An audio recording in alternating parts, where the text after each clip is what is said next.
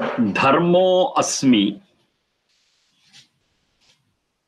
Dharmo asmi.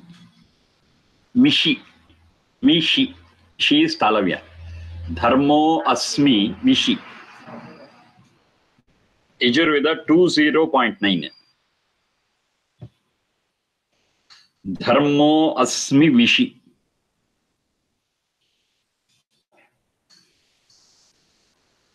Vishi, Visha Praveshane is the root. It means one of the meanings of Vishi is the people around, the citizens, the fellow beings.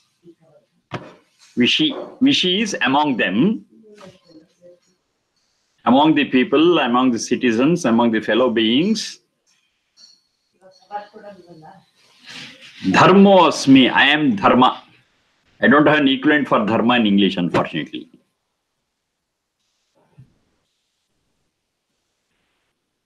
Dharmo asmi Vishi. Among all the people, among all the citizens, I am Dharma. The one who is just and upright. Okay, that could be closer one. One who is right and upright. Yes, it is me. Now, this is a very, very important thing. And once we understand this very clearly, we will always try to be on the right track. Whether X, Y, Z or fellow beings are on the right track or not, that's immaterial. I will be on the right track. Now, there is a argument from people. Okay, there are thousands of culprits and people who are doing wrong. If that is one person, if I do right, how can I change the situation? So what are you going to do? I'll be one among the million. That's how they speak of. No, that's not right. Even if there are 1 lakh people who are wrong, if one person is there on the right track, so the one person is one less who is on the right track. That's also a contribution. Whether other people follow it or not is a different issue. Even if 1% follow, 99% are wrong, 1% is right. If this fellow also follows that 99%, then what's the use? 100% it will be dirt. It's not like that. In my individual capacity, I shall tread the right track. Who does it or not is not related to me. I have nothing to do with that. If they follow, excellent. They don't follow, even then, in my individual capacity, dharmo asmi. I'll be on the right track. I'll be a dharmic person. I'll be dharma itself. I apply my efforts, my strength to understand what is dharma and what is adharma, and I shall tread the path of dharma. Immaterial of who does it or who doesn't. Now the thing behind it is very simple. My following dharma is for my progress and development. As I become stronger spiritually, I become purer spiritually. That's my benefit. If you follow somebody else and say, he is not on the track or not on the right track, why should I be on the right track? Then who is the loser? Of course, he is losing because he is not on the right track.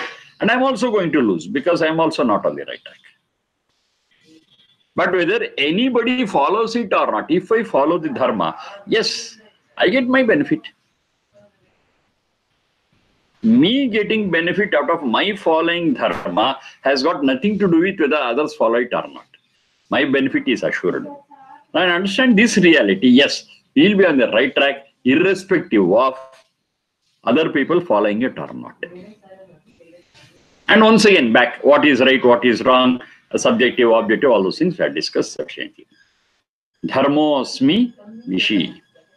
Among my fellow beings, among my people, among my society, I follow the right track. Over. And this is purely independent, and it is my determination, it is purely my conviction. Over. But here some problems are there. I agree with that.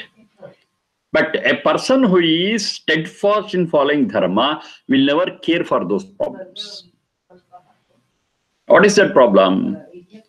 Say there are 100 people and one person is on the right track and all the 99 people on the wrong track. the values in society will be totally disturbed. So he has to survive among the disturbed values. And he has to fight against the current. The current is going on the wrong side. And this person tries to go on the right side. So he has to swim against the current. Yes, it's a tough job. I agree. But still, this person who knows the benefit of practicing dharma, he will not care for it. In the mundane life, in the routine life, maybe there could be some ups and downs, some problems, some forces he has to fight against. That's okay. But that very fight results in the spiritual progress. So he's concentrating on spiritual progress. People will not accept him because all the people around him are adharmic. Now this person is a dharmic fellow. So they will all just taunt him. They will not support him. They will not give him anything.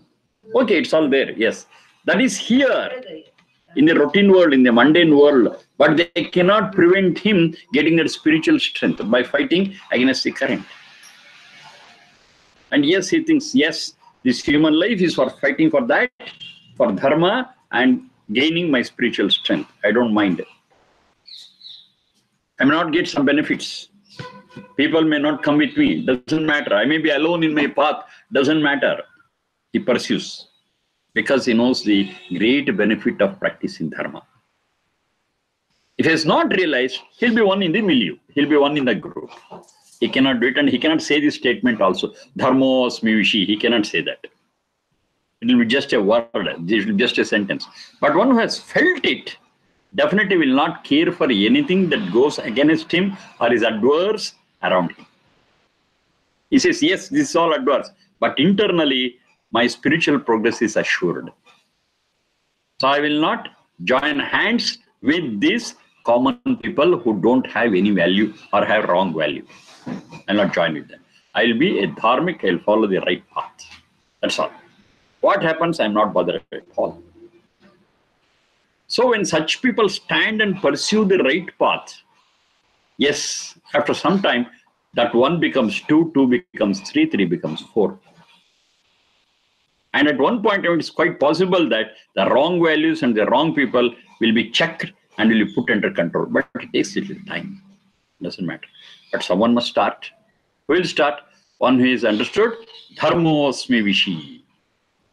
One has understood the effect of, one has understood the strength of these words. Dharmo asmi vishi will definitely follow it. And we do have such people in us and around us. We do have such people. They cannot be tempted to take the wrong path. They cannot allure them. They say, okay, this is the path I have chosen, this is the right path, I'll pursue. Over. Whatever temptations they get, they will not fall a prey to it. They'll say, no, I'm not for that. Maybe materialistically it is very profitable, doesn't matter. But spiritually I lose myself. I'm interested in spiritual progress because that is dharma and that is the purpose of human life. If I miss the very focus of human life, the very purpose of human life, what's the use of living? So this is how they think. So that is called as a dharmic, and he says, I am that. Dharmo asmi vishi. Among all the people around, I am following the path of dharma. Whatever be the result, whatever be the effect. But ultimate result is definitely beneficial for my spiritual progress. Over. So this needs a lot of conviction, this needs a lot of boldness, it needs a lot of bravery. Yes, those who have that will follow that. I will not take bribe. Over. That's a decision. Whatever be the condition, I will not take bribe. Now, living among people who take bribe and who consider bribe as part of life and to say don't take bribe needs a lot of strength, not physical, mental and spiritual strength. And he says, maybe a person who is taking bribe is very rich. Me, who is not taking any bribe, I am leading a very, very simple and poor life, doesn't matter. This poverty I can tolerate, but I cannot sacrifice my spiritual progress. He says, Dharma asmi vision. This is the conviction, this is strength that person has got. And over a period, he becomes a role model and things will change. But he has to pursue it for a long time. Next.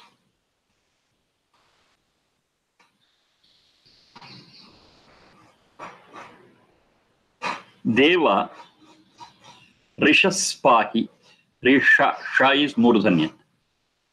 Deva Rishaspahi. Deva Rishaspahi. Yajurveda 20.18. Deva Rishaspahi.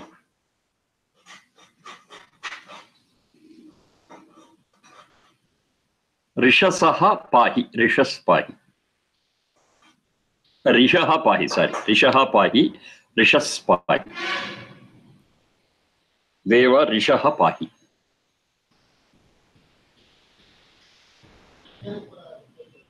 Risha Himsayam.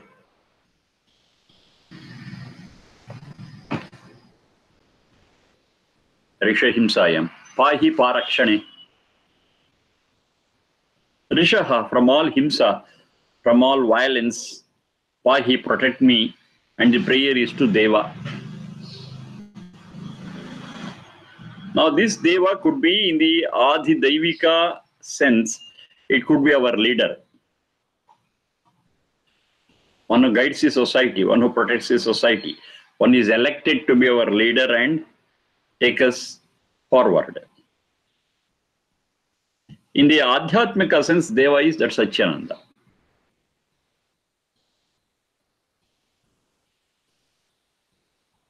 And in the Adi Daivika level,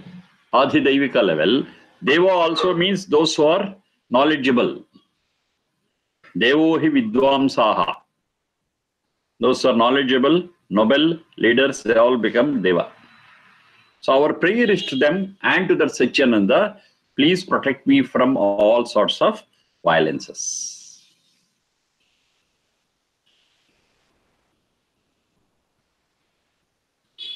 Now, how will this happen? How will this happen? Okay, I make a beautiful prayer. Oh God, save me. Oh people, save me from all violences, all hardships. Fine. But how will this work out? First thing is, I have to take my care.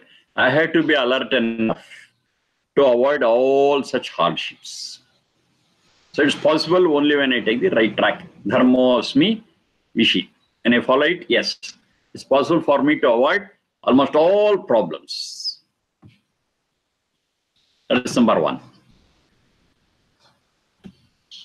Avoiding, taking care of, being cautious, being alert. That's one way of overcoming all that. Then second one, in spite of my best efforts, if I have some problems, tolerate and accept it, because they are unavoidable. And we're ready for that because elsewhere Vedas say that life is not a smooth bed of roses. That's made very clear. In life, yes, you will have ups and downs, you'll have problems, you'll have happy times, you will have difficult times. That's this life. As long as you are with Sharira, Indriya, Manas, and in this world, you should be ready for both positives and negatives, ups and downs, losses and gains, hardships and happy times. That's life. So when you understand it very clearly, we are not surprised when we get into hardships, adverse conditions. We are not surprised. We knew, yes, it will come, if not today, tomorrow. And at the same time, we also know that that is not permanent. The state of hardship or the state of difficulty or adverse condition is also not permanent. It will one day vanish. It will one day diminish. So we wait for it, we tolerate it and continue. So our very approach to life will be in such a way that maximum extent we will be alert, cautious and avoid things, avoid problems, avoid hardships, using our intelligence and best efforts. And still, if it comes, we take it as unavoidable and say, okay, and wait for the day that it vanishes or diminishes. Over. That's the best stand we can have in our life to tackle life, which has these ups and downs, humps and bumps. It will be there. Fine, we are ready for it. So this mental preparation for both, first thing, to avoid, to overcome, to take the right royal path always, using our intelligence and best efforts, wisdom and best efforts. And even then, if it comes beyond our control, we say it is unavoidable and accept it happily and tide over and wait for the good days. We never lose our heart because we knew earlier itself that such a condition will come. If not today, tomorrow, that's part of life. It's not a surprise. It's not a surprise. It's not sudden. You are prepared for it. So this is how this works. Deva Rishaspahi, from all non-violences, violences, and from all adverse conditions, protect us. It's not just prayer, our effort is also there, and our participation is also there. It's not that I pray and keep quiet, and he will give an umbrella above my head to protect me. No, it's not like that. It will not happen. We have to do everything and finally be ready to face adverse things when it is unavoidable. We should be strong enough. That's how this prayer works. Deva Rishaspahi.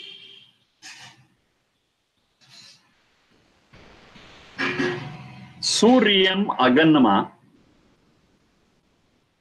Suryam Aganma. Jyotihi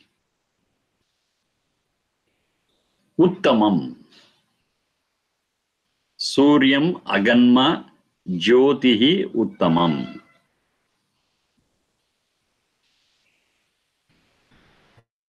Suryam Aganma Jyotihi Uttamam. 20.21. 20.21. Suryam Aganma Jyotihi Uttamam.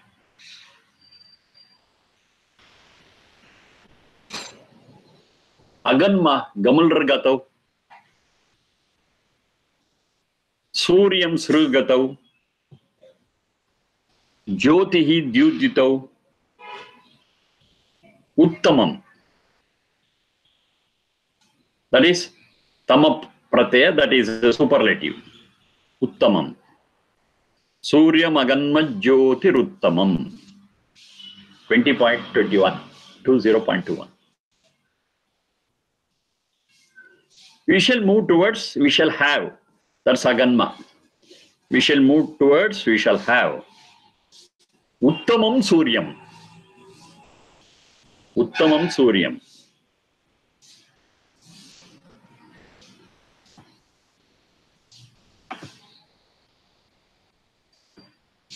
What is this Uttamam Suryam? If Uttamam were not there, Suryam would have created confusions. That is whether it is this inert sun or it is something else. But Uttamam is very clear. This is Surya, what we have got. That is which is the cause of our day and night. That Surya is inert, has no awareness, has no consciousness. So it is definitely not Uttamam. Of course, it is Uttara. Relatively, it is good, that's fine, but it's not Uttamam, superlative. Because it is inert, Jada. It cannot understand our feelings, it cannot think, it cannot do anything applying its mind, because it has no mind at all. Uttamam, that superlative is there, therefore that Surya has to be taken as the one which is the driving force of the whole universe, and that is back Satchidananda. Sri Gatav, which causes all the movements and changes in the universe, that force is called as Surya. Of course, that is in the Adhyatmika sense. And we directly go to Adhyatmika sense because that Uttamam is there, the best. The best.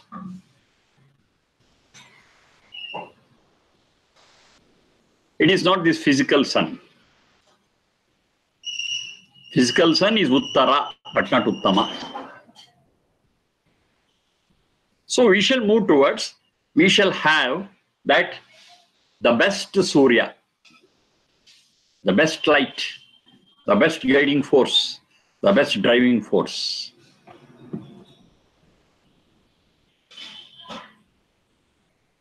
Sri Gatau. Now this Surya is the cause for all movements and changes in the universe, but it never moves and it never changes. So the Surya, that Gatau, we have to understand only in the transitive sense. It is a cause for all, but it doesn't move, it doesn't change. This we have seen elsewhere, earlier also. Tadejati, tat nayejati. That's also a mantra from Yajurveda. It says very clearly. Tat yejati. Yejra, gatau. There also is that movement. So it is responsible for all movements, for all changes, but tat nayejati. It doesn't move, it doesn't change. It's evergreen and it has no space to move because it is omnipresent. It's everywhere. For a moment, there should be little space. There is no space without that. It's omnipresent. Therefore, it cannot move. Suryam aganma jyotihi uttamam. Jyotihi, light. Now, when you think of this sun, physical sun, the light is also physical. But now speaking of this Satchidananda, the light here is wisdom. The light of knowledge. And particularly it is more so with respect to human beings. We are able to see that light of wisdom.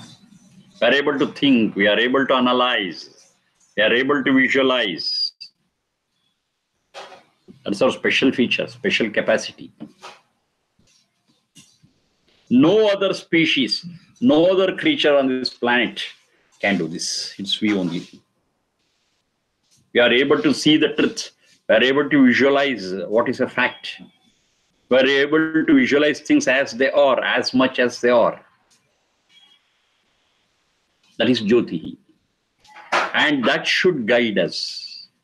That light of truth, that light of reality should guide us.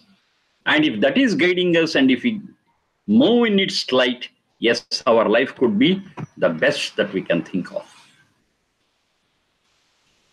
And what are they called as? Elsewhere it is said in Veda, Arya Jyotiragraha. Those who move with this light, those who move in the light of this, they are called as Arya. Britishers have spoiled all the history. They say Arya is a clan which were in the Middle Asia, and they moved towards India and they just traveled and conquered them. That's a big history they have created to divide and rule, but that's not a fact. Arya, Vedas very clearly say, Arya Jyotiragraha. Those who move keeping this light. Which light? Jyotihi Uttamam. This best light. And move in that light, yes, they are called as Arya. Wherever they are, whenever they are, whoever they are. It is not restricted to any one place, any one time, any one person or clan or group. Anyone, anywhere, if they are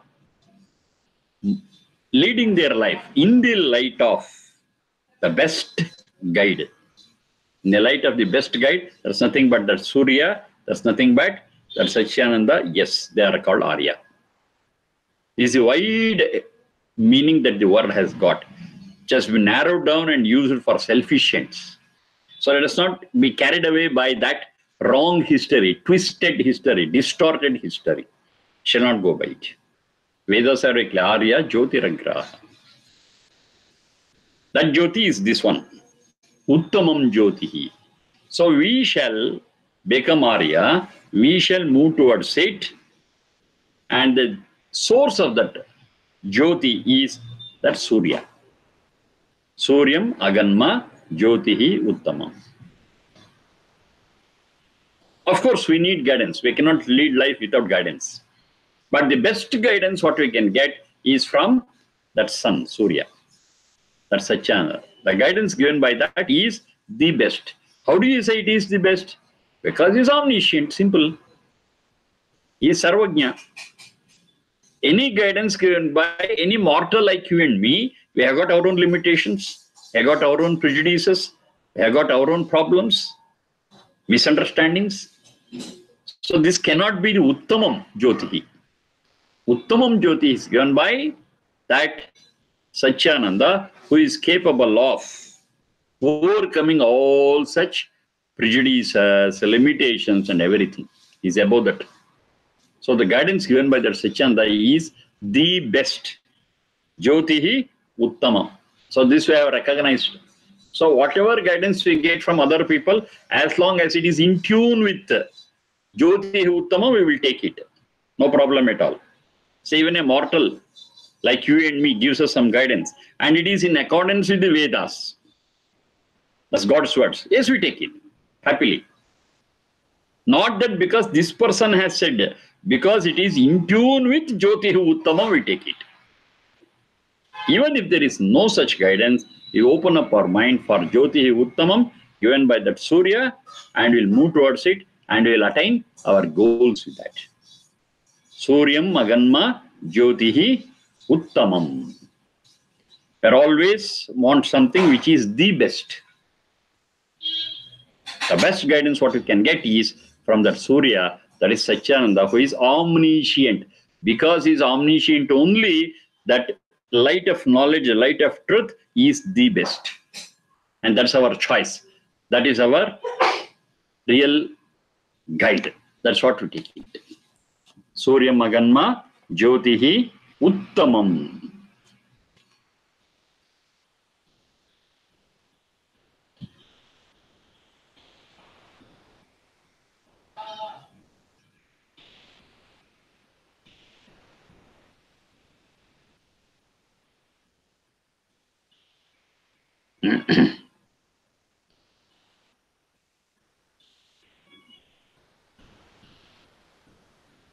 Bruhat Indraya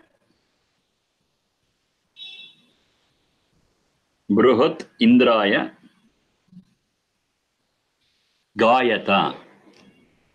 Bruhat Indraya Gayata. 20.30. Yajurveda.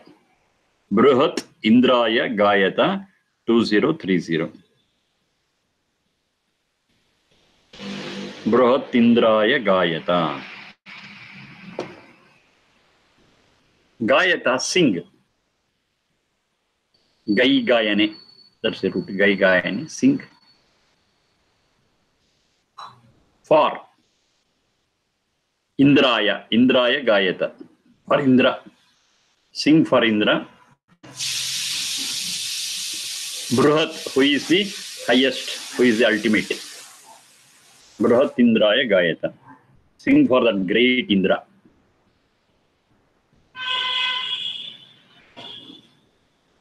Now say we didn't have any Vedic background, then how this will appear? So Indra is the head of Swarga, heaven, and sing for him, and he'll come and give you tathasu and everything what he has for. That's how I understand. It's all meaningless, which is all fictitious. It will never happen. So here, Bruhat Indra is that Satchananda, that God only.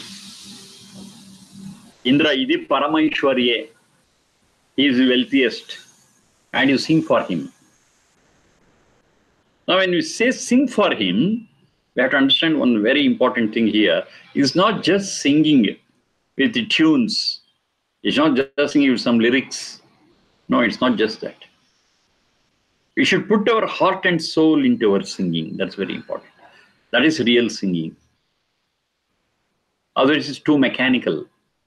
The singing cannot be mechanical. The singing has to be with our heart and soul. How can we sing with our heart and soul?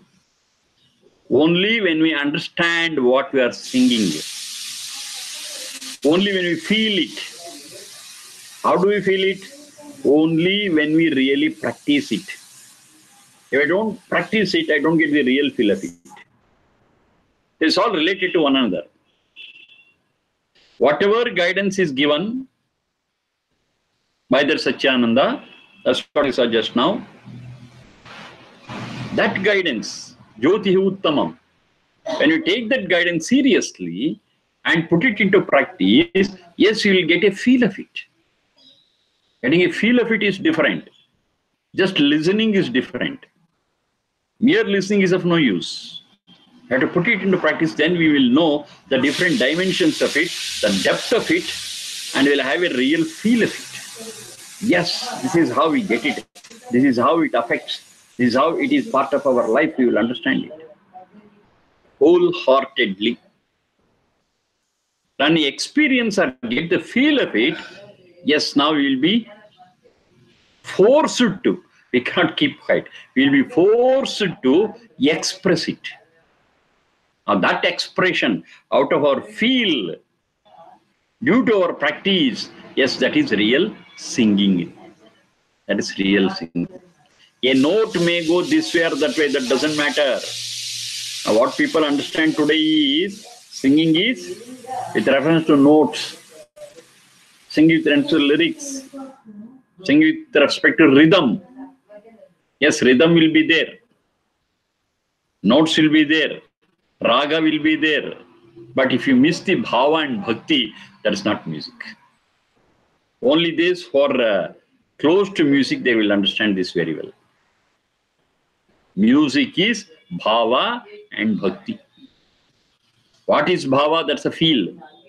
What is bhakti? That is our heartfelt intention to practice it, to take into our life the divine qualities.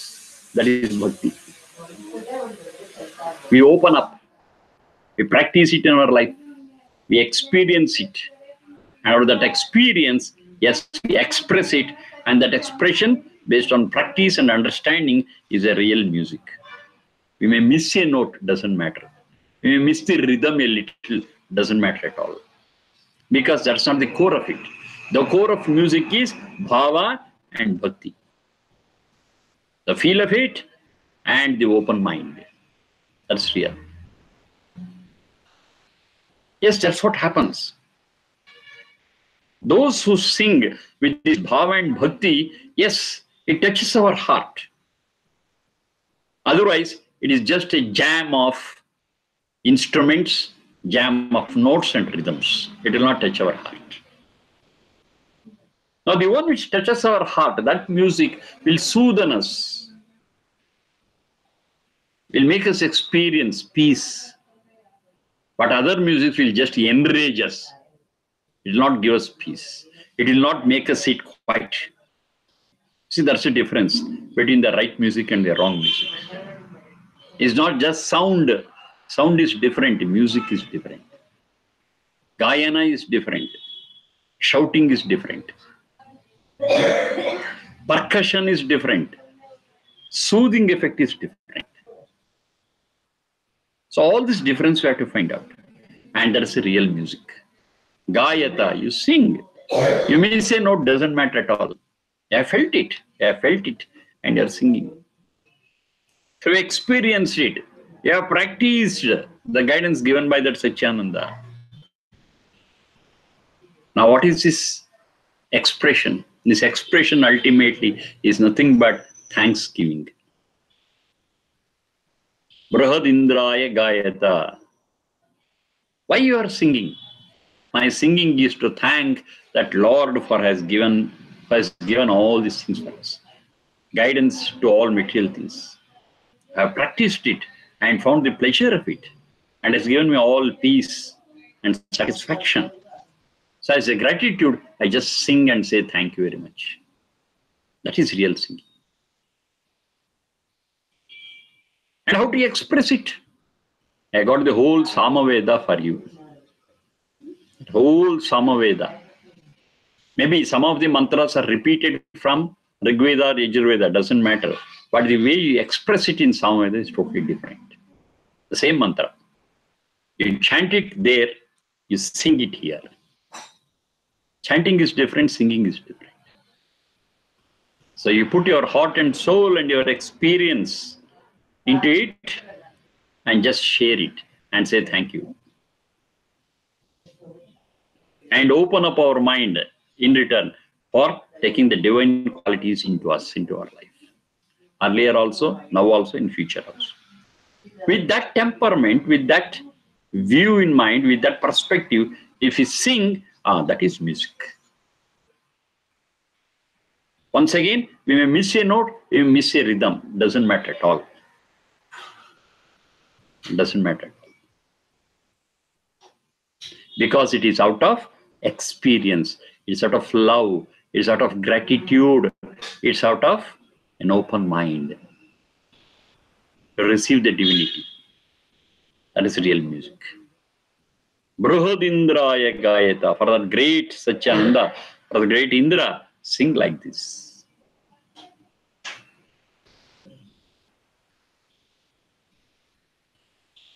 To make a show of our talent is different. They call it as music generally, but without worrying about it. Just express our gratitude in your own way. That is also wonderful music. That is this music, what it is telling. Bruhadendraya Gayata. To do it, there are several prerequisites, as I told you just now.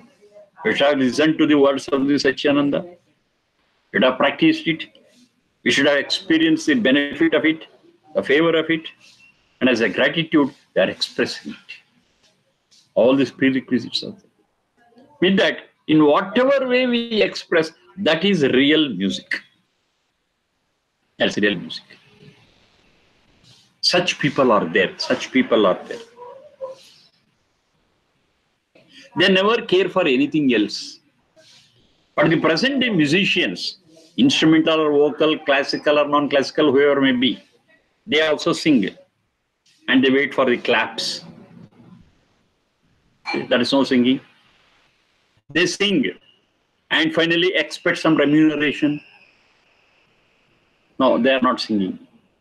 They sing and they participate in such concerts where there are more number of people. It's just one or two who are really liking their music. They never sing.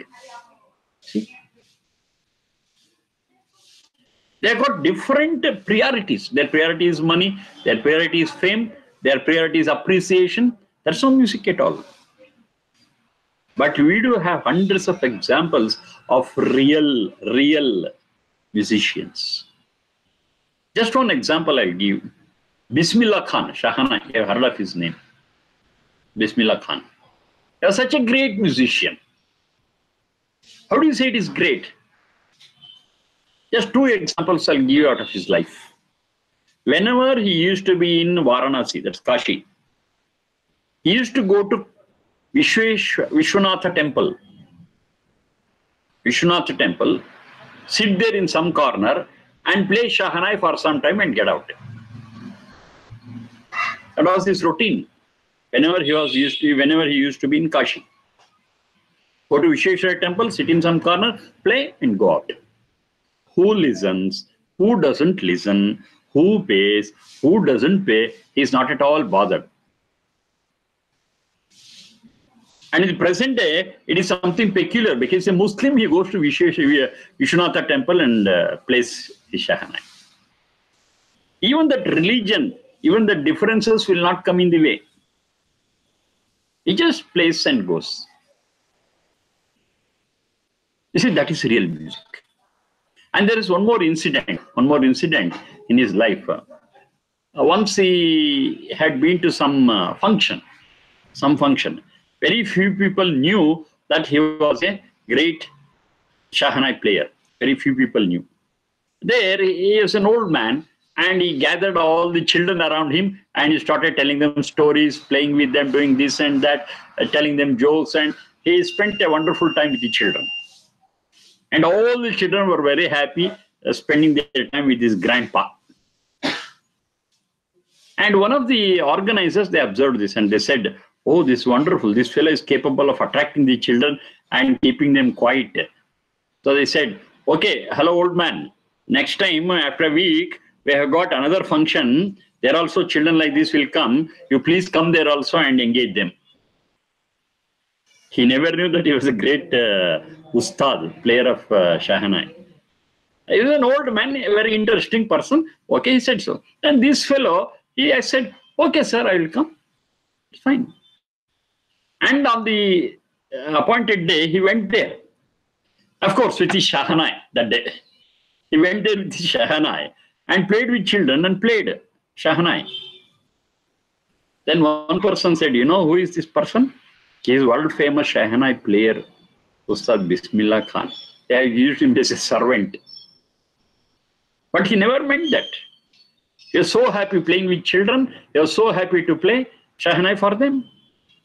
You see, that's the simplicity what we get in the real artist, in the real singer, in the real player, and that is music.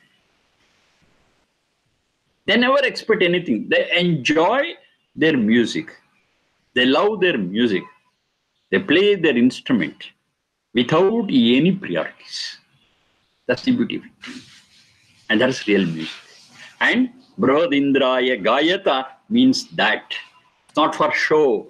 It's not for advertisement. It's not for money. It's not for fame. It's not for claps. It's not that they don't get claps. Of course they get it. But that's not their goal. Whether people clap or not, they are not bothered. They want to play and enjoy for themselves. There are such great people. Another name I can quote for is M.S. Subbulakshmi. She used to forget herself while singing. You can see that. If you see the videos of M.S. Subbulakshmi, you will find that she was totally unaware of what is going on around her. She used to immerse herself, submerge herself in her music. You can see that. Gangubai Hanigal, great. They were not for money. Of course, they got money. That's a different issue. They got fame. That's a different issue. But that was not their priority. Even if that fame had not come, even if that money had not come, they would have never bothered at all. That was Gangubai Hanigal. We do have such divine singers. But we cannot name every Tom, Dick and Harry who is a singer to that level. Not everyone. Very, very, very few people we can say. Gangubai Hanigal, I said, because we had been to her house personally, myself and my son, in Hubli. She was so simple. She was so simple. She spent nearly half an hour with me and my son. She never knew who we were. She never knew. It was the first meeting. But we had such a wonderful chat. We had such a wonderful discussion that we felt, both of us, we felt that we were age-old friends. See, that's the simplicity you find in a real musician.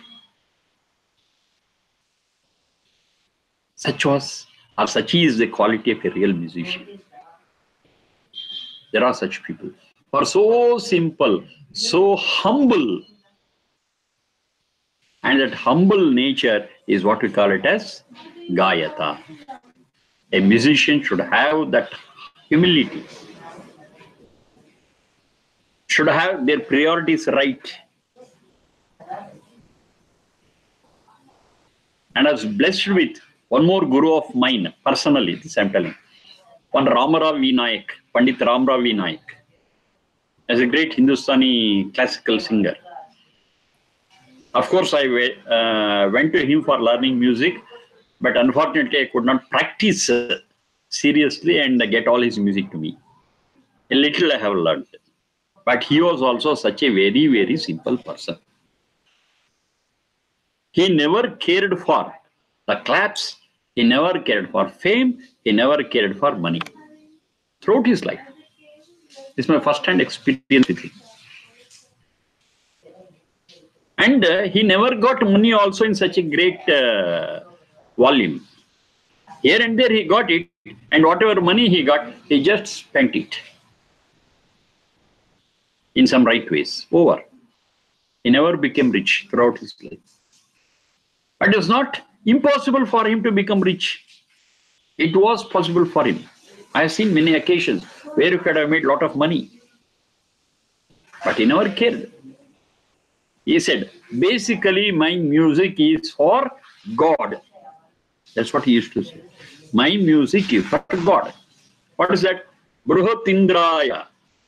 My music, my singing is for Bruhatindraya. It's for God. I sing for him and I'm happy. Get money, fine. Don't get money, doesn't bother at all. Because my purpose of singing was to that great God. It was my gratitude. It was my expression of gratitude to the great Satchidananda. I've done it. I'm happy. My purpose is achieved. Money what I get, fame what I get is all byproducts. That's how I used to think. I've seen it with my own eyes. So when such people are before us, we understand the right meaning of this. Bruhatindraya Gayata. It's not that I have seen such people and you have not seen. You also might have seen such people, such wonderful musicians who never care for money, who never care for fame, who never care for ovation, who never care for claps. They just sing and enjoy. That's the end of it. You might have seen such people. For all those things, this is the sentence. Bruhatindraya Gayata. Sing for that great Satchidananda as a mark of your respect, gratitude, and love. And this you can do if you have really practiced what the Satchidananda has given us. If you have not practiced, you cannot reach that level. Unless you practice honestly, put into practice the guidelines given by the Satchidananda, you cannot sing like that. Bruhatindraya Gayata.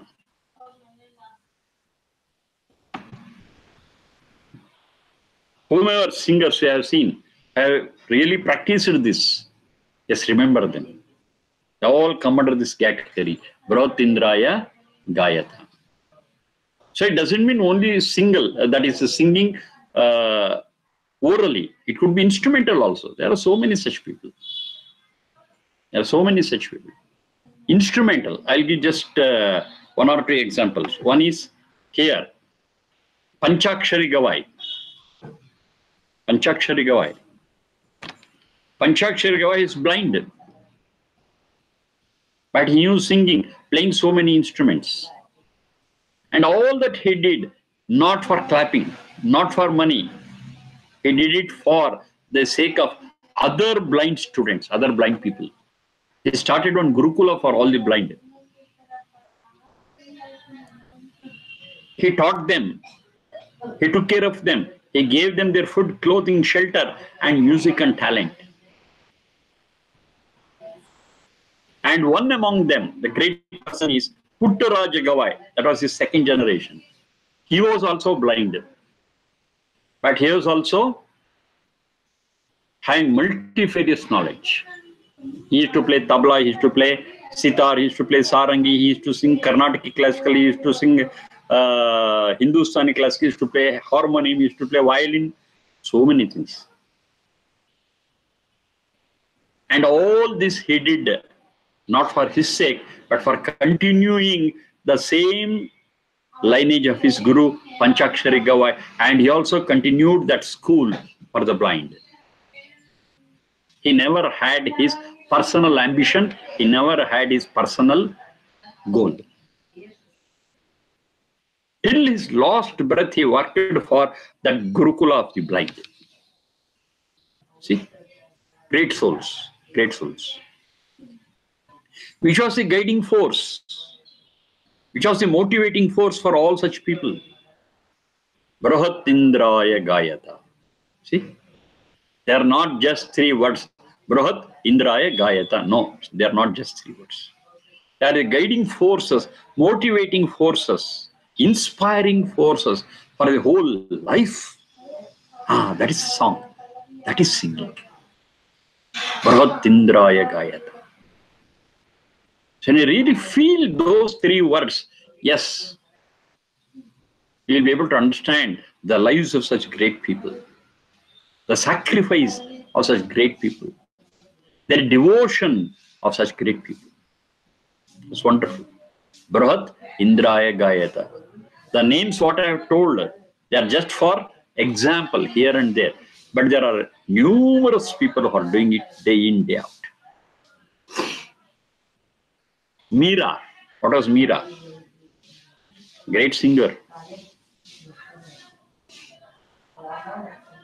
Did she sing for claps? Did she sing for money? No. It was her devotion that made her sing. Who listens? Who doesn't listen? She never bothered. Tukaram, Purandaradasa, Kanakadasa. We have got a lot of people in every generation. In every generation, we have such great people who sang and sang for the sake of Brahatindraya, for expressing their gratitude to that great power. They never cared for money, they never cared for fame, they never cared for anything but for the devotion and gratitude. They had all realized that Brahatindraya Gayata. Their singing was earmarked for that great Satchidananda. Brahat Indraya. Brahat is great, Indra is at Satchidananda. Their music was devoted to that. There are many things which we can understand and think and observe what is going on around us. But today what it has become? Music has become a commodity for sale. Little talent, sell it and make as much money as possible. Little you can sing, make it for your fame. Make it for your personal benefits. That has become the order of the day. They can never understand this Brahat Indraya Gayata. They are just words for them. But we do have great souls, have understood this and practiced this, and have stood as our guiding forces. Brahat Indraya Gayata. Okay, thank you for the day. We shall continue day after tomorrow. Namaste. Day after tomorrow, that is first Sunday. Day after tomorrow is 30th. Okay, for me it is 30th. Okay, day after tomorrow we'll have. Day after tomorrow we'll have, and we'll share many more such things. And this Brahat Indraya Gayata is one, if you really feel it, yes, it touches our heart and soul. Something beautiful. Okay, thank you. This is what our teacher says. This is beautiful, he says. This mantra, this meaning is beautiful. Then he continues saying, which mantra is not beautiful, which mantra doesn't touch our heart? That's the next question he has. Yes, that's it. Every piece of it, if you understand it really, and if you practice it really, yes, it enriches our life enormously. Enormously. Okay, thank you all.